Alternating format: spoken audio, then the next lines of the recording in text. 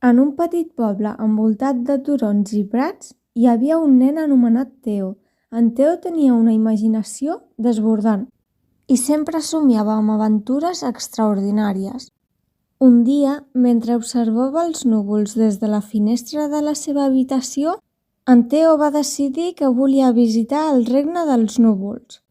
Amb una motxilla plena de provisions i un cor ple de determinació, Teo va emprendre el seu viatge cap a allò desconegut.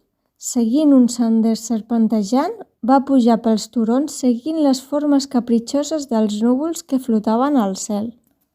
A mesura que avançava, el paisatge canviava al seu voltant. Els arbres es tornaven més alts, les flors més brillants i l'aire més fresc. En Teo se sentia com si estigués entrant en un món de fantasia ple de promeses i misteris per descobrir. Després d'hores i hores de caminar, en Teo va arribar al cim del turó més alt. Davant seu s'estenia un vast oceà de núvols blancs i esponjosos que es bresolaven suaument amb la brisa. Teo va sentir una emoció indescriptible en contemplar la immensitat del regne dels núvols. Decidit a explorar més enllà, Teo es va endinsar al mar dels núvols, saltant de l'un a l'altre com si fossin trampolins gegants. Cada salt el duia més alt, més a prop del cel. Aviat es va trobar envoltat de criatures màgiques, ocells de plomes daurades, papallones de colors brillants, que voletejaven alegrement entre els núvols.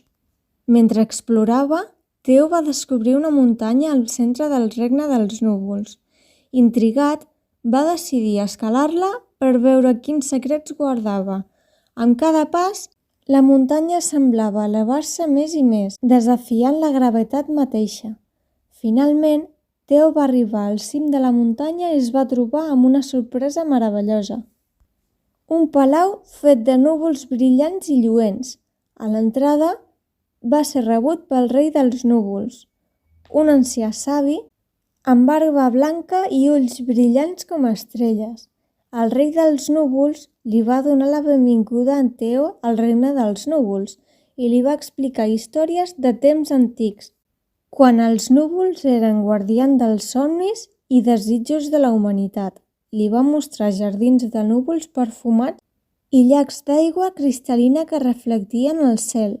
Després d'un dia ple de sorpresa i meravella, Teo es va acomiadar del rei dels núvols i va emprendre el retorn